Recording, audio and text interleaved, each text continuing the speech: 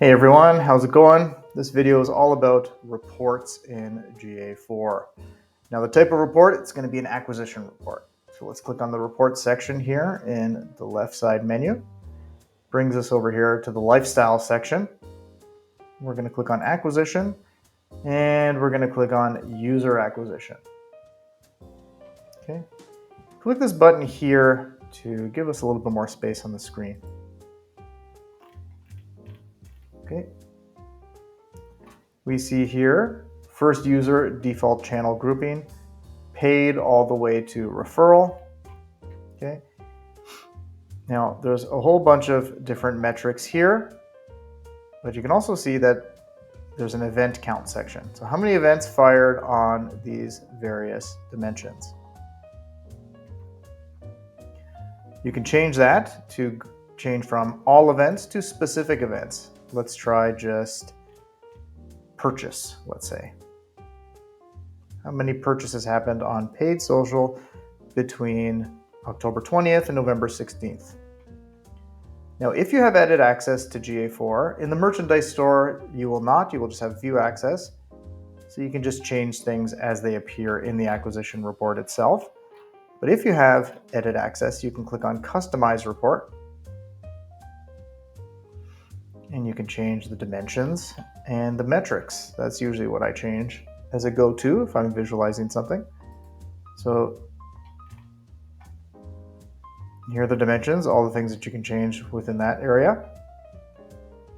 And that'll allow you to kind of choose things from this drop-down. Or you can click on the metrics section and just add the ones that you want. Okay, how about conversions and total revenue? Let's add bounce rate. Let's add returning users. Let's add let's add to carts, and we'll apply.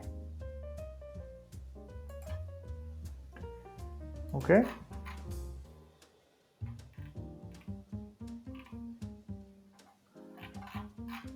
Now I'm going to save. Actually, I'm going to go, yeah, I'll save. You need to save. Save changes to current report. Yes. You can call it whatever you want. If you want to save a new report, you can modify the title and save that for access later. But here we go.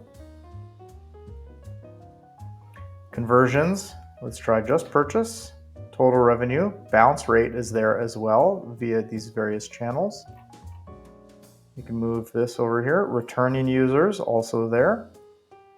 And add to carts also there as well on your various channels. Again, you can move this as well. Okay.